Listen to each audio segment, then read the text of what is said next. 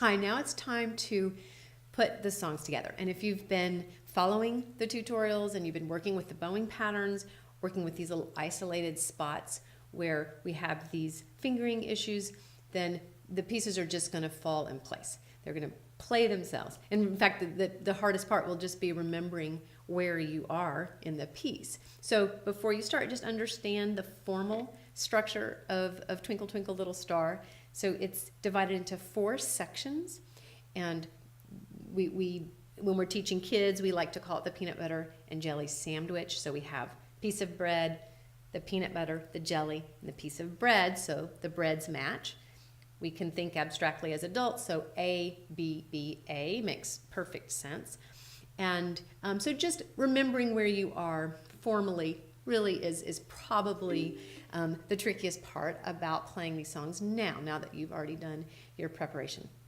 So we'll play through one variation, and then it's going to be the same thing for all the variations. So when you start, go ahead and give yourself ample space and ample time to still negotiate some of the technique.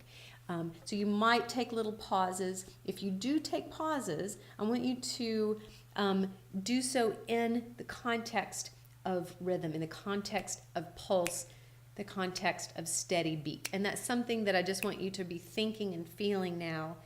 Later you'll work with a metronome. It's too hard to work with the metronome at the beginning.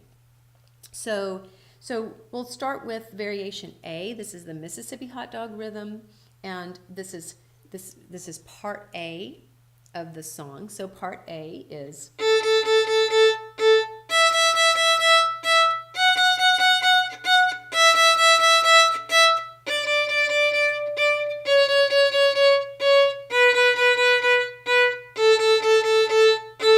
okay, and now we're ready for part B. Part B is just the descending scale from E to B, first finger. So you start on E and you're going to go straight down to B, and then it repeats.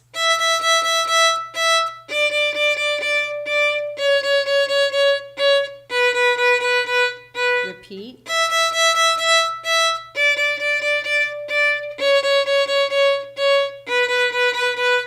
And now we're back to A.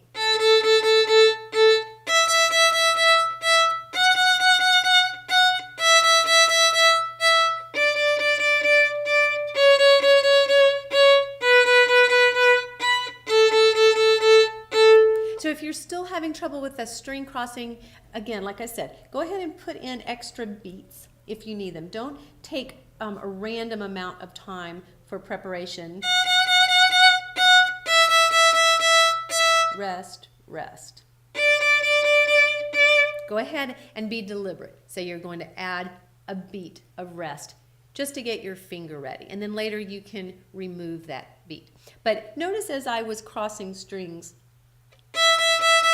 as I'm playing that E and before my third finger goes down, and this is going to happen so many times as you practice this song, as you practice the other variations, it's the same song, same sequence of notes. You're going to be having to prepare that third finger many, many, many times. So go ahead and prepare it in the right way. So as you're playing the open E string,